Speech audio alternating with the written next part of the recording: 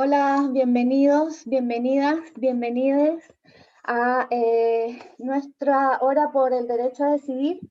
Hoy con el conversatorio Aborto, un acto de amor. Este es un encuentro organizado por la colectiva Las Tías. Todos los 28 de cada mes nos reunimos en esta plataforma para hablar con activistas, expertas y líderes de opinión sobre distintos aspectos del aborto y dar información real y concreta sobre este tema. Las Tías es una agrupación feminista de acompañamiento para todas las mujeres y todas las personas gestantes que luchamos por la despenalización del aborto. Nacimos en 2018 y desde entonces nuestra red está enfocada en informar sobre el aborto legal y seguro y la salud reproductiva y sexual, y en búsqueda de que el derecho a decidir sea ejercido sin prejuicios y accesible a todas las personas gestantes que elijan el aborto como una opción para poder continuar con sus planes de vida. En Panamá, según el artículo 144 del Código Penal, el aborto está penalizado criminalmente, pero se permite bajo 3 únicas causas. 1, si la mujer tiene problemas graves de salud que pongan en peligro su vida, es decir, aborto terapéutico. 2, si el producto del embarazo viene con serias anomalías físicas o psíquicas, deformaciones que sean incompatibles con la vida, es decir, aborto eugenésico. Y 3, si el embarazo es producto de una violación. Este es llamado aborto por indicación ética. Si quieres más información sobre tu derecho a decidir, si quieres saber cuáles métodos son seguros, el contexto mundial y la historia del aborto, y qué legislaciones se aplican a nivel local, regional e internacional en derechos humanos para las mujeres, puedes contactarnos en redes sociales, Facebook e Instagram como @abortoseguro_pty y a través de Telegram como Las Tías Bot. Y porque podemos y vamos a hablar acerca del aborto, hoy hemos invitado a 2 mujeres formidables a quienes admiramos mucho. Una es nuestra moderadora de hoy, Siria Martínez, quien será nuestra anfitriona. Siria Martínez es feminista católica, docente de la Universidad de Panamá y trabajadora social especialista en familia, género, violencia de género y derechos humanos. Es activista por los derechos de las mujeres, miembro activa de CLADEM y Voces de Mujeres Afrodescendientes en Panamá.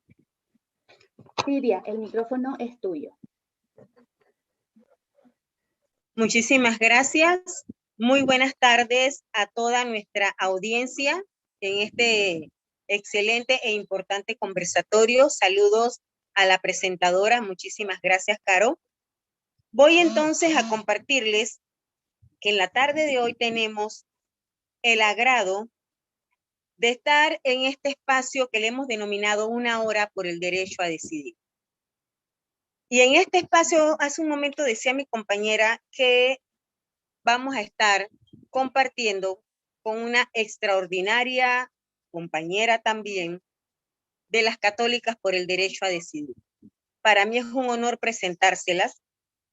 Es una mujer joven, activista por los derechos humanos y los derechos sexuales y reproductivos, y ella es Lola Guerra. Lola Guerra es abogada, feminista, parte de Católicas por el Derecho a Decidir en Argentina y coordinadora de la red de Católicas por el Derecho a Decidir en América Latina y el Caribe. Actualmente ella es codirectora ejecutiva de las Católicas en México. Ha acompañado casos de litigio estratégico para el acceso de mujeres y niñas al aborto en los casos permitidos por ley y ha formado parte activa en las estrategias de incidencia política y movilización social que ha desarrollado la campaña nacional por el derecho al aborto legal, seguro y gratuito, organización que lideró el proceso de la legalización del aborto que ha sido recientemente aprobado en Argentina. En la tarde de hoy tengo el agrado de presentarles a la compañera Lola Guerra. Ella va a estar durante este periodo compartiendo con nosotras algunas de sus experiencias como católica por el derecho a decidir, y en estos momentos le paso los micrófonos. Bienvenida, Lola, y muchas gracias por compartir este tan importante espacio con nosotras. Buenas tardes, Siria. Buenas tardes a todas las compañeras y a todas las personas que se conectaron para compartir esta hora, para discutir el derecho a decidir. Les agradezco muchísimo por la invitación. Es un placer poder compartir con compañeras de la talla de Siria Martínez y estoy muy agradecida a la Organización de las Tías por generar estos espacios tan importantes para dar estos debates relacionados a nuestros derechos humanos como mujeres y personas con capacidad de gestar.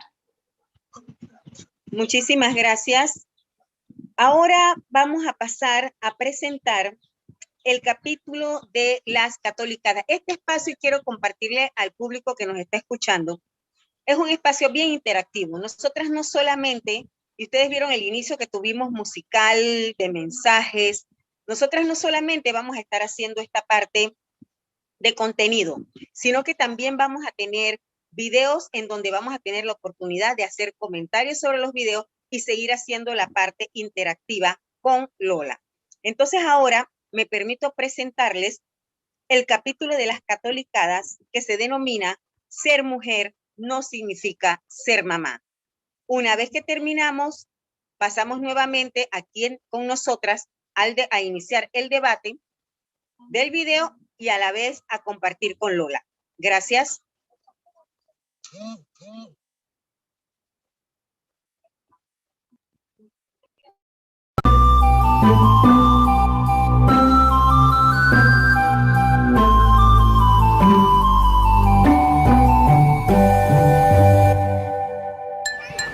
Pronto será el bautizo de Lupita. Esta vez queremos pedirle a Patty que por favor sea la madrina. Finalmente lograste hacer que entre a la iglesia, Sonia. Con mucho gusto. Ay, Patty, mi verdadera ilusión es verte algún día convertida en mamá. Y la mía también. Falta poco para que cumplas los 40. Anímate. Ya hemos platicado esto. Juan y yo no queremos tener hijos. ¿Pero por qué? Luego van a querer y no van a poder. No vas a tener a nadie que te cuide. Es la realización de toda mujer. Por favor, ¿me pueden dejar en paz? Una carie más y terminamos, Padre Beto. Ay, y esa última parecía una cueva. Este sábado nos vemos de nuevo. ¿Tan grave estoy? No, mi hermana Sonia me pidió que sea madrina en el bautizo de Lupita. Como no quiero ser mamá, me quieren ver de madrina. Me presionan tanto. Hacen que una se sienta la peor. ¿Usted no quiere ser madre, Patricia? Es una decisión tomada en conciencia junto con mi marido.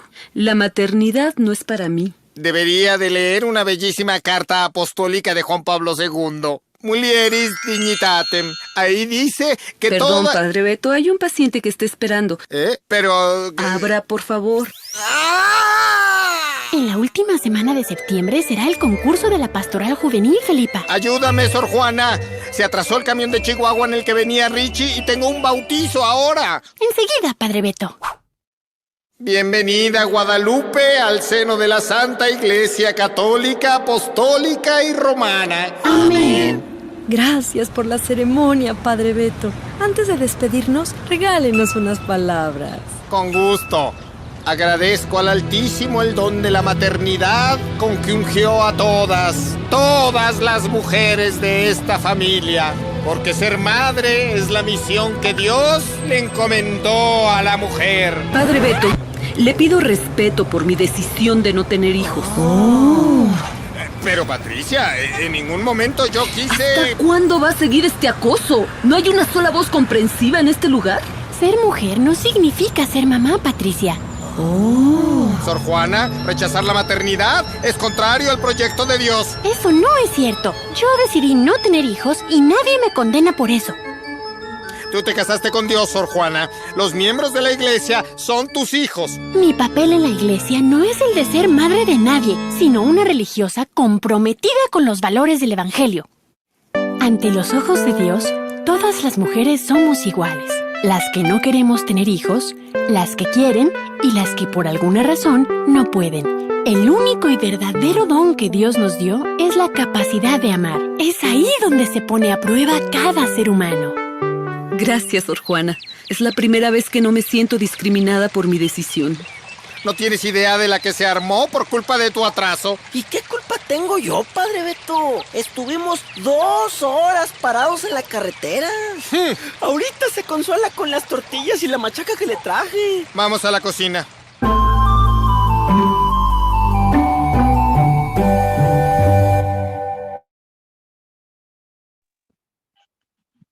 Excelente. Aquí estamos nuevamente. A mí me encantan las catolicadas. Ha sido parte de mi formación como mujer católica y feminista. Lola, yo quisiera conectar el video con nuestro conversatorio. Y quiero iniciar preguntándote, ¿en qué consiste Católicas por el Derecho a Decidir? ¿Cómo nace? ¿Cómo tú te unes a este equipo? Bueno, Católicas por el Derecho a Decidir es una organización que lleva trabajando en diferentes países de la región hace muchos años. Nació por la idea de un grupo de mujeres de empezar a organizarse en torno a la idea de poder tener una visión diferente sobre la religión y vivir una espiritualidad con perspectiva de género, pudiendo diferenciarse un poco de las ideas hegemónicas de la Iglesia Católica. La red de Católicas por el Derecho a Decidir está presente en 12 países de la región, de América Latina y el Caribe. Yo me sumo a Católicas por el Derecho a Decidir hace 6, 7 años en Argentina, en el grupo de Argentina, y fui coordinadora de la red latinoamericana y del Caribe por 3 años, y actualmente estoy como codirectora en Católicas por el Derecho a Decidir en México. Y bueno, una de las tantas actividades que hacemos son este tipo de materiales, ¿no? Este audiovisual, particularmente las catolicadas, que va recuperando distintos documentos, distintas enseñanzas de la Iglesia Católica y poniendo a través de estos personajes de Sor Juana, el Padre Beto, poniendo ahí visible las diferencias que existen dentro de la Iglesia Católica, que hay sectores más conservadores, más ortodoxos, y también existimos sectores dentro de la Iglesia que tenemos distintas posiciones sobre diferentes temas, particularmente nosotras, sobre temas vinculados a derechos sexuales y reproductivos, a la autonomía de las mujeres sobre su cuerpo, a la diversidad sexual. Entonces, justo eso es lo que a nosotras nos ha ido agrupando y nos ha ido encontrando hasta formar una red en la que luchamos por evitar que dentro de los espacios de fe dominen los fundamentalismos religiosos y que podamos vivir en una diversidad la espiritualidad de todas las personas, tanto en la región como a nivel global, teniendo articulaciones también con otros grupos de fe que son disidentes de la moral sexual hegemónica de sus iglesias. Así es.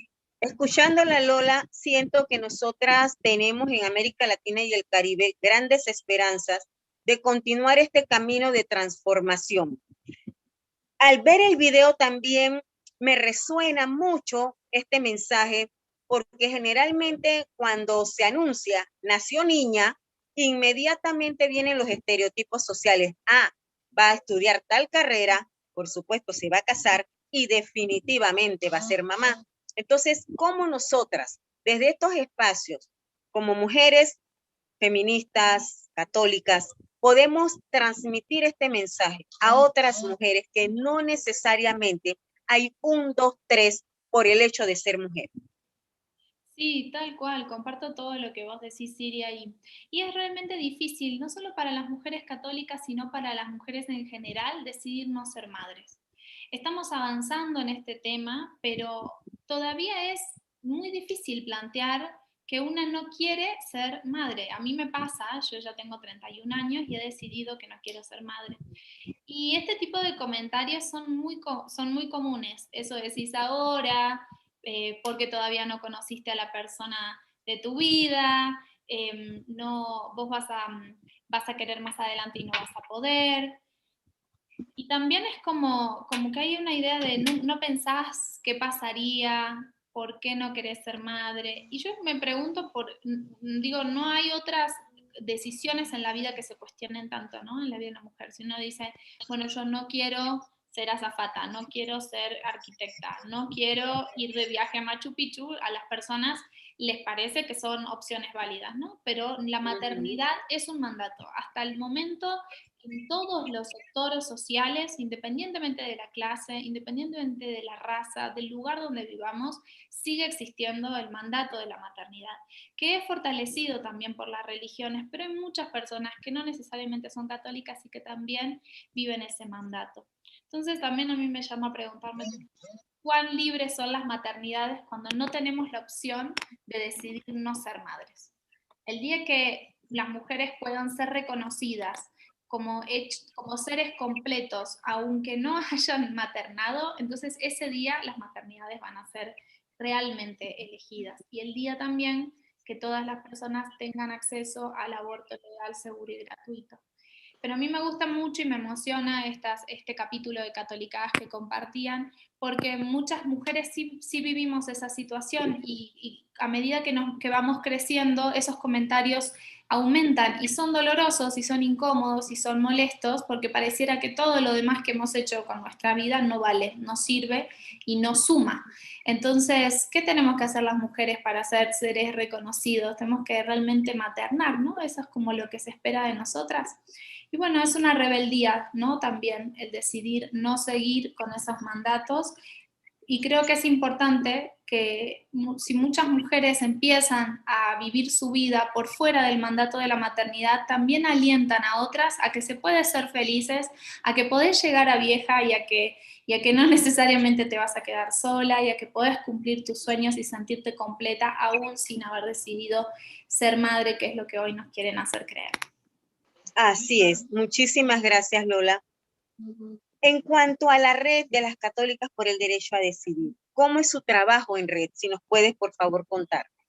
Bueno, la red tiene una coordinación regional, que por el momento son 2 personas que son coordinadoras de los 12 grupos, y lo que se trata de hacer es poder mantener una coordinación en las acciones que realizamos en los diferentes países.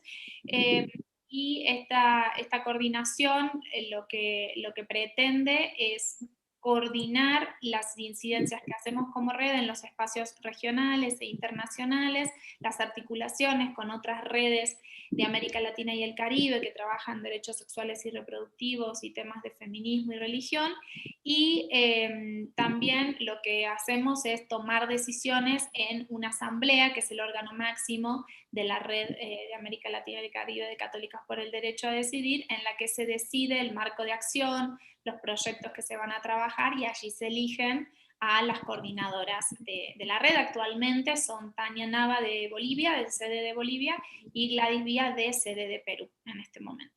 Así que ahora estamos en un proceso de repensar los procesos organizativos. La pandemia nos ha puesto a todas las redes en un contexto difícil, en tener que volver a pensar la forma de incidencias políticas, las formas de organizaciones. Es así que, bueno, en este momento estamos acercándonos a un proceso de reflexión interna para seguir construyendo colectivamente. Y nosotras hacemos esta apuesta porque creemos que hay que derrumbar las fronteras de los países y entendernos todas hermanadas en una matria grande latinoamericana, porque todas tenemos en común, todes en nuestra región, que somos víctimas del colonialismo, víctimas del neoliberalismo, del imperialismo que nos azota, y sabemos que somos pocas, a pesar de que va creciendo el movimiento, sabemos que es muy fuerte el patriarcado, y creemos en la unidad y en la construcción política colectiva para enfrentarnos a esas energías que quieren dominar los cuerpos de las mujeres, de las personas con capacidad de gestar, que no nos quieren permitir vivir en libertad. Así que esa es un poco también la apuesta que nosotras hacemos, y nos sentimos parte de este espacio más regional y nos sentimos ciudadanas latinoamericanas y caribeñas. Por eso nuestra red. Sabes que desde hace varios años, cuando conocí por primera vez la existencia de las católicas por el derecho a decidir, fue algo como yo me formé también en la época de la teología de la liberación, así que a mí me resuenan mucho las católicas por el derecho a decidir. Una de las cosas que más a mí me impactó, y es una de las preguntas que te tengo para esta tarde, realmente es una combinación de preguntas, ¿cómo ha recibido la Iglesia Católica esta apuesta, esta existencia de las católicas por el derecho a decidir? ¿Y se puede seguir la doctrina católica? Bien, sí, creo que esas son preguntas que nos suelen hacer generalmente. La Iglesia Católica hegemónica como institución, nosotras la diferenciamos de lo que es la Iglesia Pueblo, de la que nos sentimos parte, y en esa somos parte de un grupo que es diverso, y lo que buscamos es visibilizar esa diversidad. Pero lo que existe, tanto en México como en otros países de la región, es una presencia muy fuerte de los fundamentalismos religiosos, que lo que quieren imponer es una mirada única perdón, de la religión,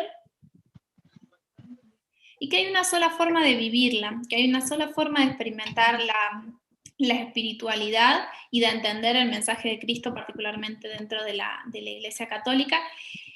Y justo nosotras tenemos una mirada muy diferente en distintos aspectos, particularmente en los que tienen que ver con la reproducción humana y con la autonomía sobre el propio cuerpo, y hemos sido atacadas, esa es la realidad. Nosotras en nuestra voz permitimos la liberación de muchas mujeres católicas que se acercan, que conocen este mensaje y que pueden entonces lograr que conviva su fe con su identidad feminista o con sus convicciones de que las mujeres tienen que tener derechos. Entonces hemos tenido varios ataques que se dan de diferentes maneras. Particularmente me gustaría comentar que en este momento estamos viviendo un proceso judicial en Brasil, en el cual nos han iniciado una acción para quitarnos el nombre, una organización fundamentalista religiosa que justamente lo que argumenta es que como nosotras somos mujeres que estamos a favor del aborto, no podemos ser católicas. Entonces, lo que buscan construir es que ser católica, que solo se puede ser católico de una manera, que es la manera que ellos deciden vivir su catolicismo. Lo mismo también nos ha sucedido hace unos años antes en Católicas por el Derecho a Decidir Argentina, pero que nos iniciaron una acción de carácter más administrativo y que se resolvió en su momento. Hemos vivido también un proceso judicial en Perú que todavía está esperando resolución para también quitarnos el nombre. Es una estrategia que están utilizando los sectores conservadores porque realmente les molesta que nos denominemos católicas por el derecho a decidir, porque justo esto permite visibilizar que hay opciones, visibilizar que hay una diversidad en una iglesia que no solo tenemos diferencias respecto a temas de derechos sexuales y reproductivos, tenemos diferencias y hay cuestionamientos adentro de la iglesia respecto al racismo, ¿no? A ese Cristo rubio de ojos celestes que nos muestran, y que hay muchos estudios que demuestran que no era así, ¿no? Y que entonces cómo se reproduce en la iglesia el racismo estructural. También vemos cómo, y nos molesta y cuestionamos por qué las mujeres no podemos ocupar espacios de liderazgo en la Iglesia Católica, ¿no? Y entonces el patriarcado está muy asentado, y ha habido en la Iglesia Católica grupos que tienen muchas diferencias respecto a la jerarquía en temas económicos, y han sido diezmados durante las dictaduras militares el sector del tercermundismo dentro de la Iglesia, con quien nos sentimos muy hermanadas, ¿no? Esta teología de la liberación es algo que creo que tiene un componente muy revolucionario, y quienes nos sentimos parte de la religión católica la hacemos siguiendo las enseñanzas de un revolucionario en su época, de un hombre que desafió todos los mandatos, que desafió el imperialismo, que desafió el patriarcado, y lo hizo hace muchísimo tiempo, y nosotras seguimos esos pasos, nosotras seguimos esas enseñanzas.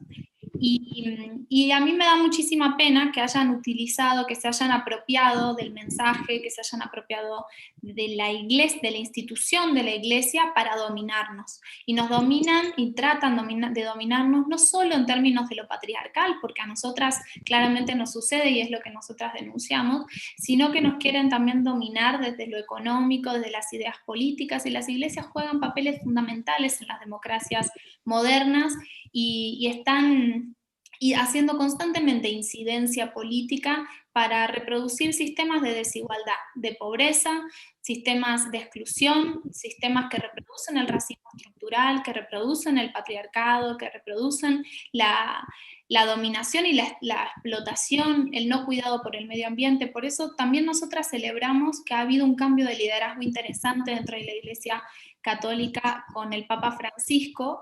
Sin embargo, seguimos notando que la Iglesia continúa perpetuando las estructuras de dominación históricas en cuestiones de género, y seguimos esperando que haya todavía más niños, por así decirlo, ¿no? a quienes defendemos estos temas, pero la Iglesia se está abriendo un poco más a lo que son las luchas de los movimientos sociales, las demandas sociales por igualdad, por trabajo, por cuidado del medio ambiente, y es eso para nosotras el catolicismo, es luchar por la justicia social.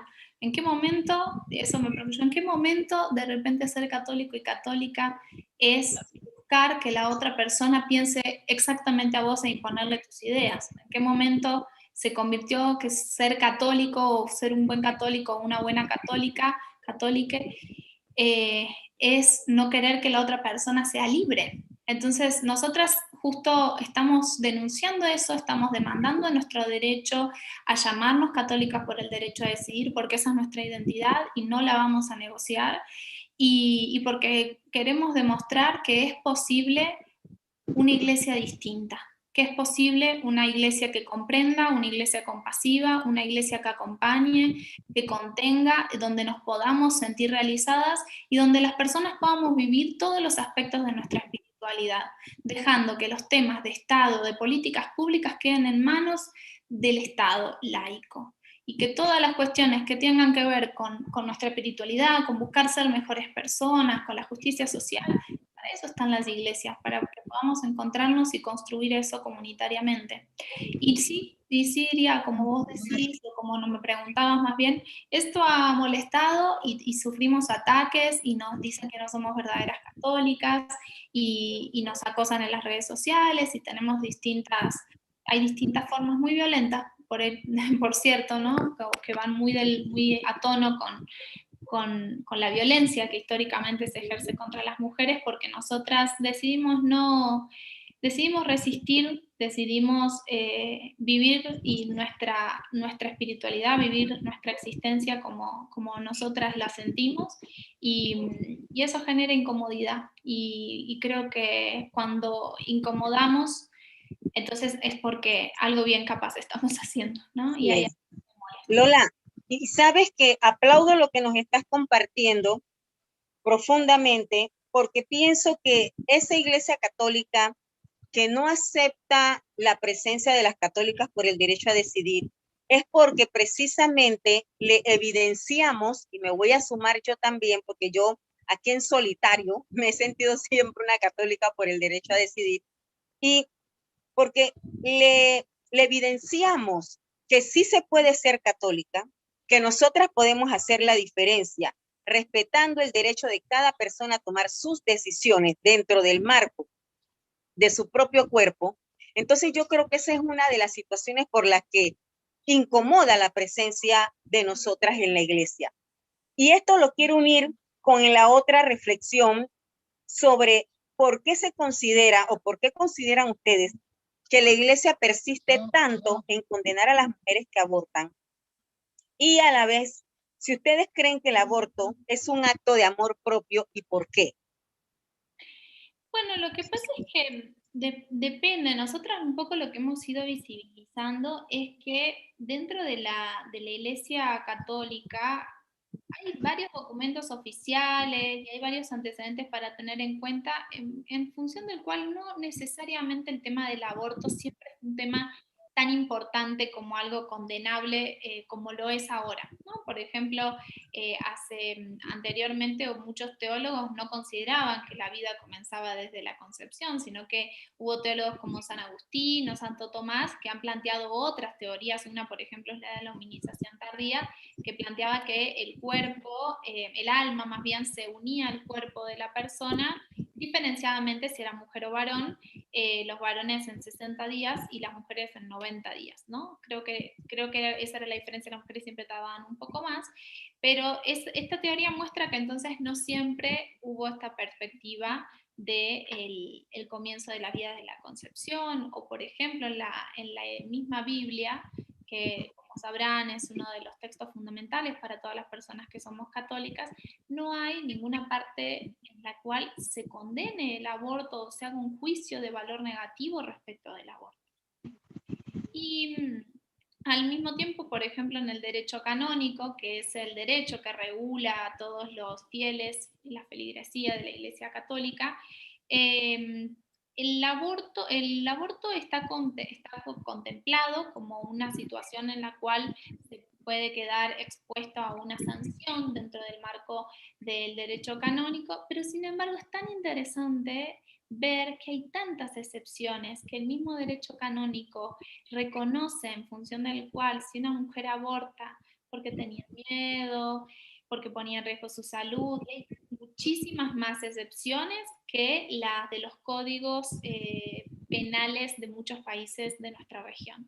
Entonces, ahí es donde yo leyéndolo empecé a ver que en realidad desde el derecho canónico hay mucho más reconocimiento de la libertad de conciencia de las mujeres, pero eso se oculta y se muestra como el aborto condenable en todas las situaciones. Yo creo que es importante que nos apropiemos de esos documentos. Independientemente de eso, a mí una de las cosas que más me gustó cuando yo conocí a Católicas por el Derecho a Decidir fue un póster que tenían pegado cuando yo entré hacia uno de los espacios donde se encontraba Católicas en Argentina, que decía la Virgen María fue consultada por el ángel Gabriel para ser la madre de Dios.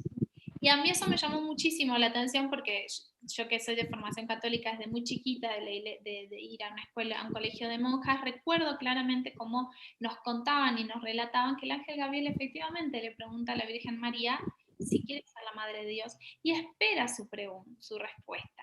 Y la Virgen María pregunta, dice, ¿cómo puede ser esto posible si yo no he conocido hombre? Ella duda, ella pide más información. Ella duda y cuestiona, así es. Duda y cuestiona, muy bien, ella duda y cuestiona, ella pregunta, no lo da por hecho y finalmente ella decide. Y una vez que decide, el ángel Gabriel se va, el ángel espera la confirmación. Y una vez con un grupo de compañeras hablábamos y me gustó mucho la reflexión a la que llegábamos y nos preguntábamos, ¿a cuántas mujeres habrá preguntado antes el ángel Gabriel? Y dijeron que no.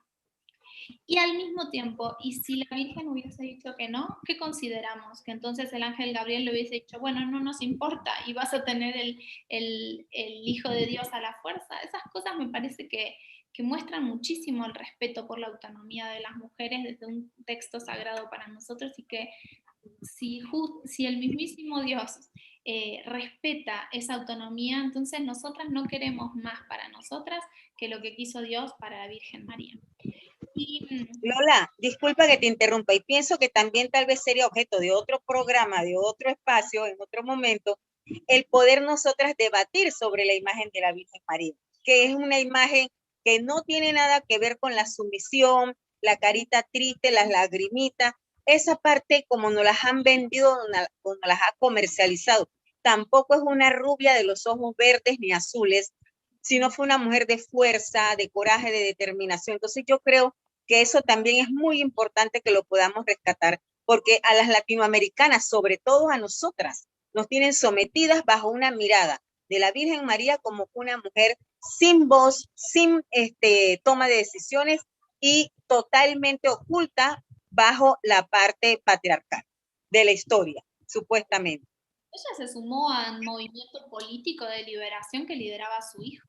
Ella fue una activista de su época y a mí la figura que me gusta mucho también es la de María Magdalena y el lugar que ocuparon las mujeres en la construcción de este mensaje y de este accionar revolucionario de aquella época y que hasta el día de hoy seguimos defendiendo, ha sido invisibilizado, ¿no? Entonces creo que eso que vos decís es terriblemente importante porque justo muchas veces el tema de la virginidad de María es una de las cosas que más se recupera y justo quizás el aporte más grande de ella tenga que ver con ese accionar, con con ese haber criado a ese hijo de una manera, con una amplitud que le pudiera permitir tener estas convicciones de lucha y de cariño por sus prójimos, como para poner en peligro su propia vida y dar su propia vida luchando en contra de las injusticias, ¿no? Entonces, cuando vemos un varón patriarcal, cuando vemos un varón maltratador, femicidia, alguien lo crió, y lo crió un padre y lo crió una madre. Y cuando vemos a Jesucristo, también lo crió una madre y lo crió un padre, y una de esas era María, ¿no? Y también había un padre y había un José, que fue un padre presente, que acompañó. Creo que hay mucho para recuperar y para reflexionar, y de ver realmente de la forma en la que él se relacionaba también con las otras mujeres. Es algo que nosotras hemos hecho ese ejercicio, y hay muchas parábolas en las que Jesús era un verdadero feminista en su época. Así es. Entonces, un punto importante en este conversatorio nuestro, que también resuena mucho, y es, así como fueron actos de amor lo que hizo María Magdalena, lo que hizo María Madre, también consideramos entonces un acto de amor propio el que una mujer tome la decisión de finalizar un embarazo. Yo creo que es un acto de amor propio cuando hay una decisión detrás de ello. Me gustó mucho que enmarcarlo de esta forma, y como vos lo estás preguntando, porque justo es poder decidir lo que es mejor para nosotras, es algo que nos permite y que amplía nuestra libertad. Y nosotras también hablamos mucho y reconocemos el tema de la libertad de conciencia. Si cuando decidís abortar, y yo soy una mujer que he abortado cuando tenía 20 años, hay algo dentro tuyo que te dice qué es lo que tenés que hacer. Como cuando hay mujeres que están embarazadas y están en situaciones muy difíciles, en las que están en terribles situaciones de extrema pobreza, viviendo situaciones de violencia, muchas incluso en contextos de una pandemia como la actual, o de riesgos por contaminación. Digo, situaciones muy difíciles, y las mujeres deciden seguir adelante esos embarazos. ¿Por qué? Porque hay algo dentro tuyo que te dice que esa es la mejor decisión, y es lo que nosotros llamamos la conciencia, que nos la da Dios.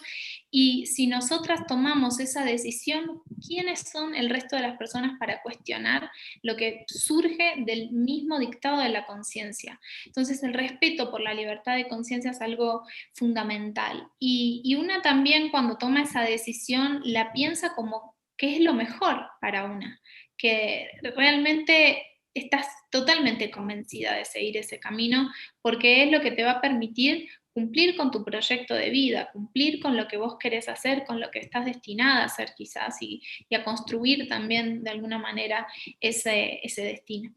Y yo creo que muchas mujeres viven situaciones diferentes, ¿no? Hay tantas personas que abortan en el mundo y que no sabemos, y quizás está al lado tuyo y no te lo va a decir porque hay mucho tabú sobre el tema, que se aborta porque hay mucha pobreza. Entonces, poder decidir abortar porque no querés seguir manteniendo hijos, aunque yo creo que el Estado tiene que apoyar para que ninguna mujer tenga que abortar porque no tiene para mantenerlos, pero si realmente estás en una situación en la que no querés seguir, no querés criar hijos, que es muchísimo trabajo, y las tareas de cuidado recaen exclusivamente en las mujeres en la mayoría de las sociedades del mundo, creo que es completamente válido, creo que no tenemos que cuestionarlo, y que es realmente una decisión que una hace por una misma.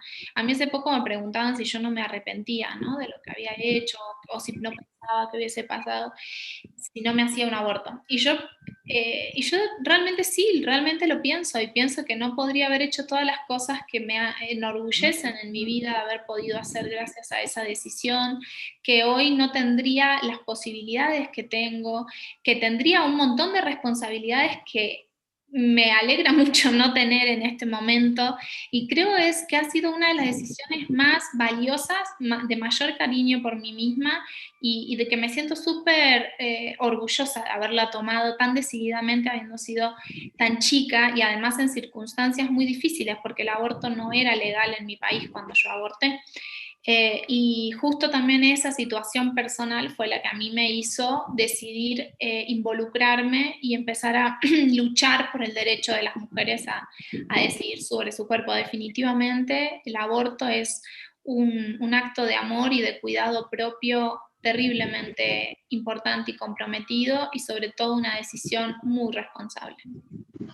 Muchas gracias, Lola. Yo quiero también decirle a las personas que nos están escuchando que cuando hablamos de amor, estoy desmitificando el amor romántico y me estoy refiriendo al amor propio que permite, como tú muy bien decías, que desde mi ser, desde mi propia conciencia, yo decida qué es lo mejor para mí en un momento determinado. Así que partiendo de ese amor desmitificado, de ese amor no violento y sobre todo de ese amor, yo diría hasta no comercializado, es donde yo puedo entrar entonces a mirarme a mí misma y a ver ese ser interior y decir, ok, aquella decisión que yo tomé, como tú acabas de decir, pues esa fue mi decisión. O si en estos momentos estoy pensando y necesito tomarla, entonces tomarla con la tranquilidad de que es una decisión que a mí me potencia y que me lleva a hacer las cosas mejor para mí misma. Solo que lamentablemente nuestra sociedad no nos ha enseñado eso y nos educaron fue todo lo contrario, nos educaron en el miedo y la culpa. Bien, ya en estos momentos quiero también comentarte que vamos a tomar este tiempo para mirar otro capítulo de la serie de Católicas por el derecho a decidir de México. Perdona, Siria, que me meta, ¿sí? Pero hay un pequeño cambio en el programa y ya no vamos a presentar otra católica, aunque los invitamos a todos a buscar son como ya llevan varias temporadas muy, muy interesantes y entretenidas. Vamos a ver otro video que tiene que ver con todo lo que hemos conversado y con el trabajo que hacemos las tías católicas y otros colectivos feministas que excelente. Están con el derecho a decidir. Excelente, gracias. Bien, entonces nos vamos a ver nuestro próximo video. Muchas gracias, Lola. En un ratito regresamos y continuamos. Tengo 36 años, estoy casado desde hace 12, tengo un niño de 11 años y una niña de 9. Cuando tenía 11 años mi papá falleció, pero bueno, con la ayuda de mi mamá y tíos logramos salir adelante, mis 2 hermanos y yo. Soy católico, creo en Dios, en la Virgen. La fe para mí significa esperanza. Esa fe me ha ayudado a conseguir muchas oportunidades y a lograr muchas cosas. Mi familia era muy unida y eso es lo que ahora trato de inculcarle a mis hijos junto con otros valores como el respeto que se le debe de dar a la esposa y a los hijos y la comunicación, que haya mucha confianza para no ocultarnos cosas. Cuando mi esposa y yo éramos novios, teníamos una vida sexual activa. Llevábamos, no sé, año y medio cuidándonos cuando nos falló el método y quedó embarazada. No lo esperábamos. Siempre dijimos, no, a nosotros no nos va a pasar, nos estamos cuidando. Ella me dijo, ¿qué vamos a hacer? No le podemos ofrecer nada. Esto es algo muy prematuro. Sí tenemos que pensarlo muy bien. Yo dije, ¿qué voy a hacer si damos vida a ese ser? No estoy preparado, no tengo a dónde llevarlo, no tengo para darle de comer. O sea, son muchos factores. Aunque al principio estaba renuente porque pensaba, ¿qué tal si le pasa algo? Al final los dos decidimos interrumpir el embarazo. Fue una decisión nada fácil. Fuimos a la Ciudad de México a una clínica donde había doctores que se especializaban en la interrupción del embarazo. Mi apoyo hacia ella fue fundamental para que ella se sintiera segura. Yo creo que sin mi apoyo esto hubiera sido más difícil. Tener mucha fe me ayudó en ese momento. Como dicen, después de la tormenta viene la calma.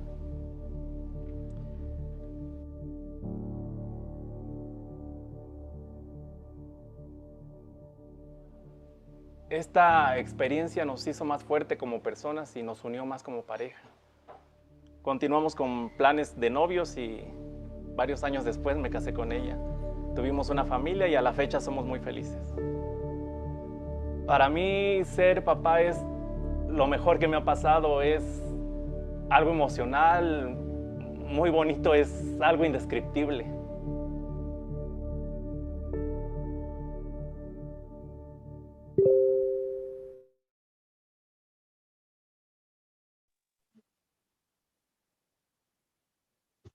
Excelente, excelente el video.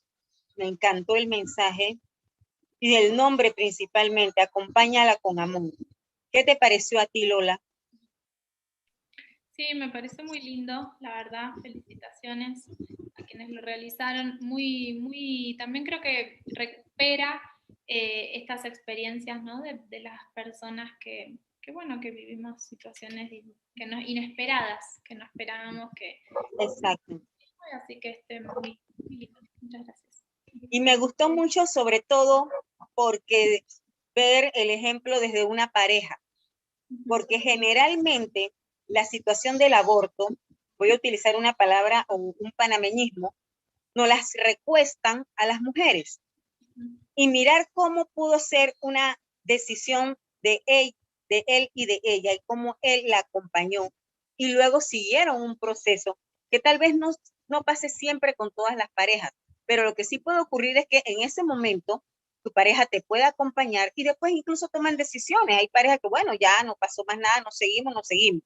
Pero el poder conversarlo, y como él decía, para él también su fe lo acompañó y lo apoyó, y él dijo, esto no puede ser, esto es de dos, y así fue como lo hizo. Entonces me hizo sentir que nosotras también en nuestro discurso podemos y debemos incluir a los hombres para que ellos también sean parte y defensa de esto que para nosotras es tan importante como es el poder colocar en escenario el tema del derecho a decidir, del derecho al aborto. Yo creo que es trascendental. Sí, totalmente. Creo que el lugar que les ocupa a los varones heterosexuales, sí, que están en una situación acompañando a una mujer que queda embarazada con ellos, es la de acompañar la decisión que la persona gestante toma, ¿no? Que es quien efectivamente tiene que llevar el embarazo adelante. El acompañar la decisión, creo que no... Justo lo comento porque justo hace poquito estábamos en Quintana Roo, que es donde se está discutiendo la posible legalización del aborto, y se incorporaba como una de las opciones el tema de que los varones, el padre, digamos, decidiera en relación al aborto. Y realmente no estamos de acuerdo con eso, ¿no? Independientemente de la decisión que pueda tener cualquier varón, la que tiene que decidir es la mujer o la persona gestante. Y los varones sí deben acompañar. Así es. Así es. Totalmente de acuerdo, Lola, con lo que tú nos señalas. Sé que también tenemos preguntas, me dijo hace un rato la compañera Caro, que hay preguntas y comentarios que se quieren hacer. Yo solo quiero, antes de pasarle el micrófono a Caro, es decir, dentro de lo que hace un momento compartimos con la compañera Lola, la CDD o las Católicas por el Derecho a Decidir tienen presencia en 12 países de América Latina, tienen distintas posiciones dentro de la Iglesia Católica y su discurso principal es precisamente fortalecerse como una red para que los espacios de fe y los fundamentalismos religiosos se puedan diferenciar. Y decidir no ser madre no es fácil, pero es una decisión que muchas mujeres podemos y tenemos el derecho de tomar. También Lola nos decía que como parte de la Iglesia del Pueblo, que es contraria a los fundamentalismos religiosos, es lo que hace que el discurso de las católicas por el derecho a decidir sea un discurso mucho más coherente y más firme. Y finalmente, también nos compartió que en Argentina, Perú y Brasil han tenido algunos momentos difíciles donde han tenido que incluso enfrentar procesos judiciales para quitarles el nombre de católica. Sin embargo, la organización mantiene hasta el momento el nombre como Red de Católicas por el Derecho a Decidir. Y en este conversatorio también ella amplió sobre el derecho canónico, donde nos decía que el aborto aparece en el derecho canónico como una sanción, pero que en muchos de nuestros países las excepciones son mucho más duras y difíciles de lo que aparece en el código. Por lo tanto, una de las estrategias de las católicas por el derecho a decidir es mantener una voz y una presencia en América Latina para informarnos y educarnos en estos temas. Lola, muchísimas gracias. Le paso entonces el micrófono a la compañera Carmen. Gracias, Siria. Excelente tu resumen. Y muchas gracias, Lola. Vamos a seguir con las preguntas, que son bastantes. Ok. Corina Rueda pregunta: ¿cómo evitar que la discusión del aborto se quede estancada en la esfera de lo moral o inmoral de la religión? Lola. No sé, qué pregunta interesante. Creo que justo nosotras la estrategia que tenemos es la de defender el Estado laico. Es una decisión que solo puede tomar la persona que se encuentra particularmente en la situación de tener que optar. Y creo que cada persona lo decide en función de sus propias creencias. Hay personas que no tienen religión y hay muchas otras que tienen religión y justo se apoyan en la religión para esa decisión. A mí me tocó como abogada acompañar muchos casos de niñas y de mujeres que necesitaban abortar por situaciones diferentes, niñas que habían sido abusadas sexualmente o mujeres que el embarazo ponía en riesgo su salud. Y justo cuando accedían al procedimiento, me decían que le iban a rezar a la Virgencita para que todo salga bien, ¿no?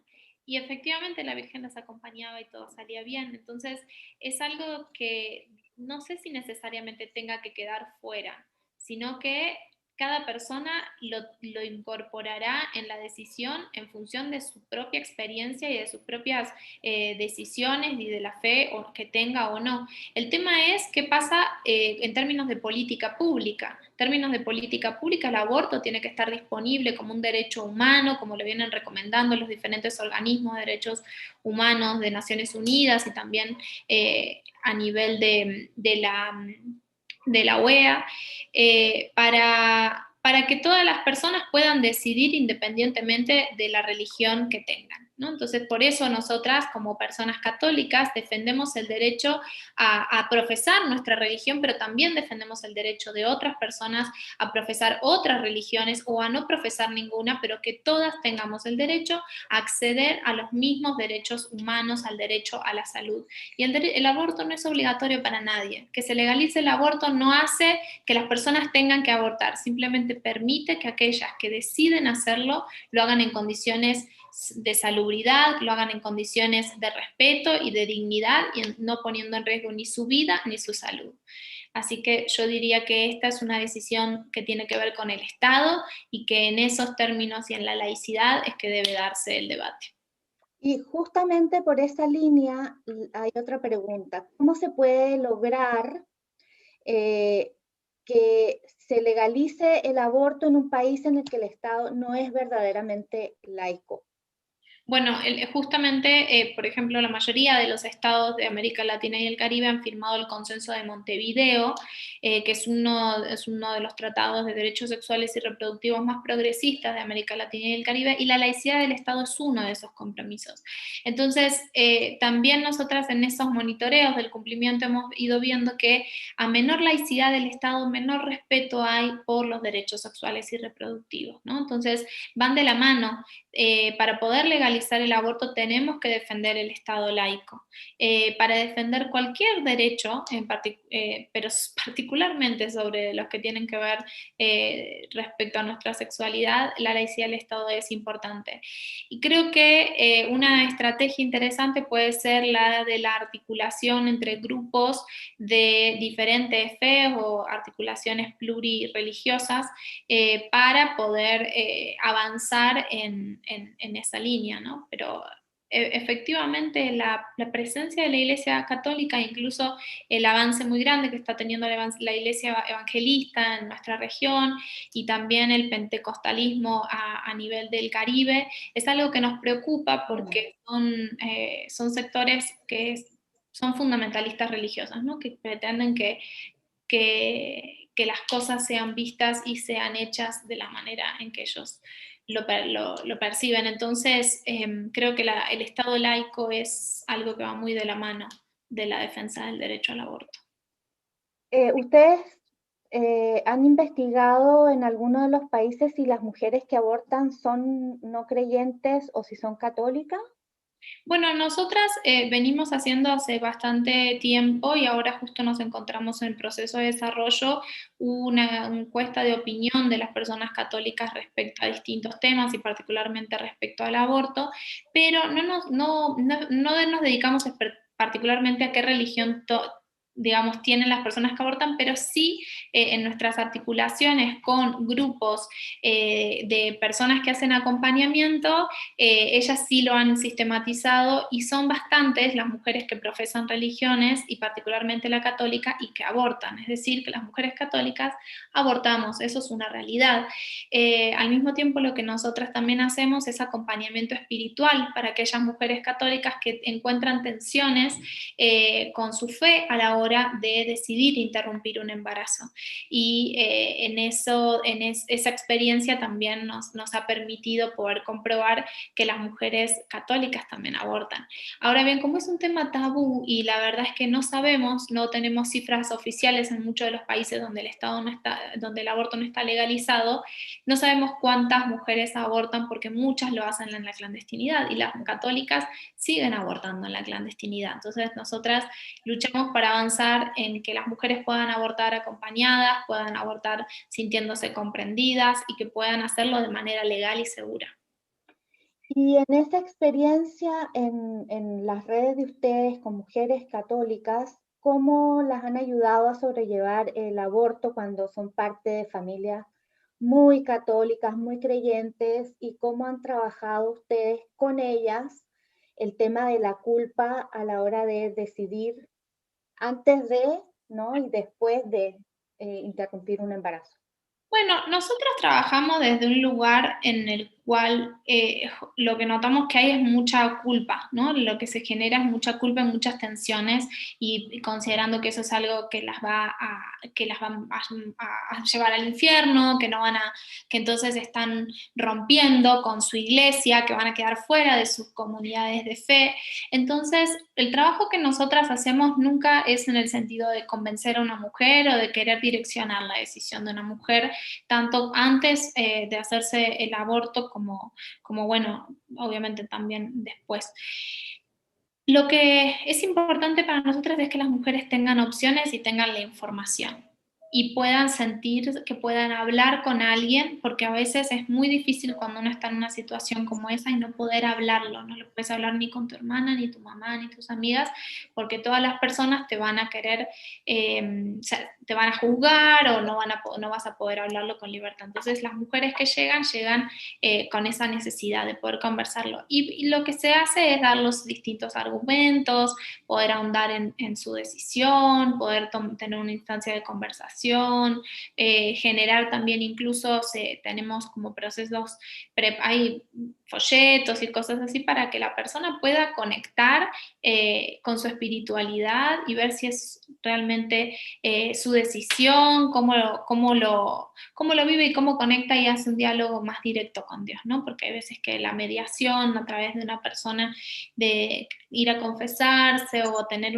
otras instancias de acompañamiento espiritual, las mujeres sienten que puede ser, que bueno, que no puede no ser un apoyo necesariamente. Y nosotras, por suerte, también tenemos personas como Fray Julián, que también tienen mucha experiencia acompañando, conteniendo, y no necesariamente las mujeres que acuden a un acompañamiento espiritual después abortan, ¿no?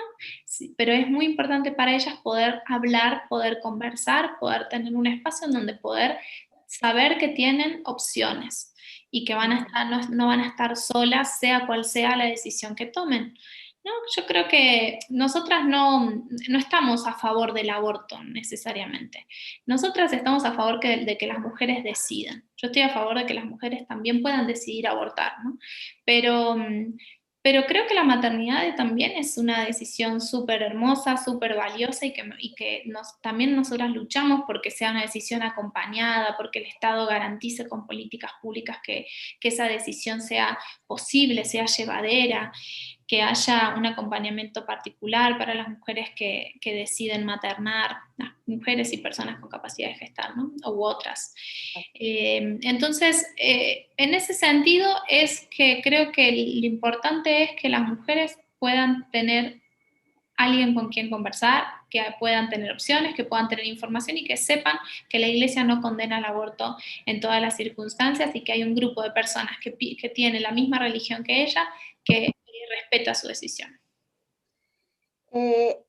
Por ahí cerquita a la misma línea, alguien preguntaba sobre la objeción de conciencia, que aquí se da mucho también, porque como explicábamos al principio, una de las causales permitidas para interrumpir un embarazo era violación, y bueno, después de todo el proceso legal y qué sé yo, los médicos se les indica que pueden o no realizar, que puede realizar un aborto, ¿no?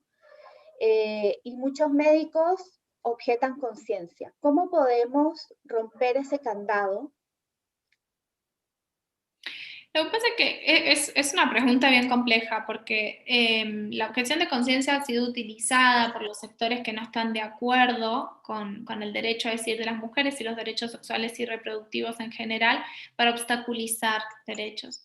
Personalmente yo entiendo y he tenido la oportunidad de conocer personas que realmente encontraban dilemas éticos y morales, ¿no? Con acompañar un proceso de aborto. Y yo creo que, o por lo menos yo lucho por una sociedad en que ninguna persona haga algo en el que no se sienta cómoda. Pero lo que me parece y que no me parece ético, es que porque vos no estás de acuerdo con algo, impidas el acceso a un derecho humano a otra persona y pongas en riesgo su vida o su salud.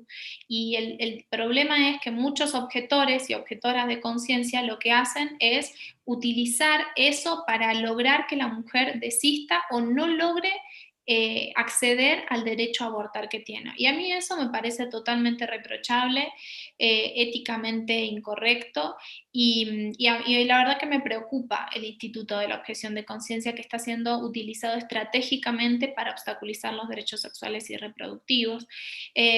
Tenemos muchas discusiones sobre el tema porque muchas personas dicen, si vos vas a seguir una profesión en la cual el aborto es una opción terapéutica necesaria, entonces si no estás de acuerdo previamente, debieras optar por otra especialidad médica.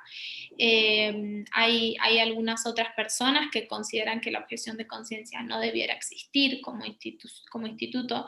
Lo que seguro todas las personas estamos de acuerdo es que en última instancia el Estado tiene la obligación de garantizar y de poner a disposición un profesional o una profesional de salud que garantice la práctica a la mujer.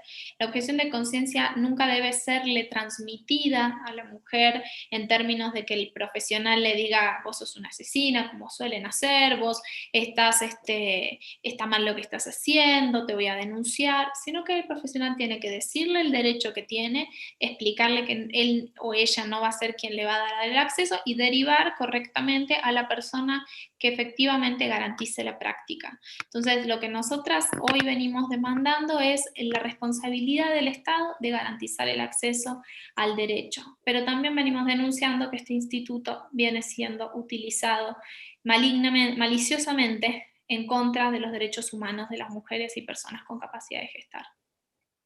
Así es. Bueno, creo que esas son todas las preguntas que tenemos para esta sesión. Quisiera invitar a Siria para que se conecte para algunas palabras de cierre de parte de ustedes dos. Por favor, ¿alguna reflexión final? Primero que nada, agradecerle a Lola el haber compartido esta tarde con nosotras todas estas fabulosas reflexiones. A mí en lo particular me deja un muy buen sabor de boca el hecho de tener este espacio en Panamá. Nosotras, no es sencillo abordar estos temas acá. Nosotras tenemos una alzada fundamentalista muy fuerte y incluso en estos momentos estamos haciendo una serie de procesos nacionales porque hemos tenido una situación con uno de los institutos que se supone, o secretaría más bien, que es de protección de la niñez, y en medio de esa situación se nos ha querido incluso desde la asamblea, por un grupo de personas conservadoras y fundamentalistas, colocar un artículo que va en contra de eso que tú decías hace un momento, en donde se está pensando que se puede hacer la adopción desde que está la joven embarazada. Entonces, esas cosas nosotras y nosotros en Panamá las estamos debatiendo, las estamos trabajando, Lola, y creo que la información, el compartir de esta tarde, nos deja a nosotras también otros elementos para nuestras argumentaciones. Muchas gracias. Por favor, muchísimas gracias, Siria, que como decís, sos una compañera católica por el derecho a decidir, compañera de otra red tan importante en la región como es CLADEM. A mí la verdad me alegra muchísimo haber podido participar en este espacio, sobre todo porque me permitió conocer a esta colectiva que no conocía antes, que son las tías, y que creo que hacen un trabajo maravilloso, pudiendo generar instancias de debate como esta, un país que tiene tantas dificultades como es Panamá. Y yo, bueno, invito a todas las personas que nos estén escuchando hoy a seguirnos en las redes sociales de Católicos por el Derecho a Decidir, en Facebook, en Instagram, en Twitter, seguir nuestras catolicadas, las pueden ver todas en YouTube, están todas las temporadas subidas y ahora pronto vamos a lanzar la última. Y bueno, simplemente volver a agradecer por convocarnos a esta instancia, por permitirnos contar un poco de qué se trata nuestra organización y los temas que trabajamos, y espero que sigamos todas y todos unidos en la lucha feminista para que América Latina y el Caribe se libere y podamos en algún momento, quien dice, si no, lograr tener gobiernos feministas que seguramente serán mucho más justos en términos sociales, económicos, políticos y seguramente en términos de acceso a derechos sexuales y reproductivos. Así que muchísimas gracias. Muy agradecida por la invitación y por el espacio. Yo no soy religiosa, pero que Dios te escuche. Sí, y ojalá. Gracias a las dos, ha sido un honor tenerlas con nosotras. Y nada, las esperamos a todas, a todos el próximo 28 de marzo para un nuevo conversatorio. Les iremos contando de qué se trata. Pero nos pueden seguir en @abortoseguro PTY, y en @lastiasbot en Telegram. Gracias a todos por acompañarnos y que tengan una excelente tarde.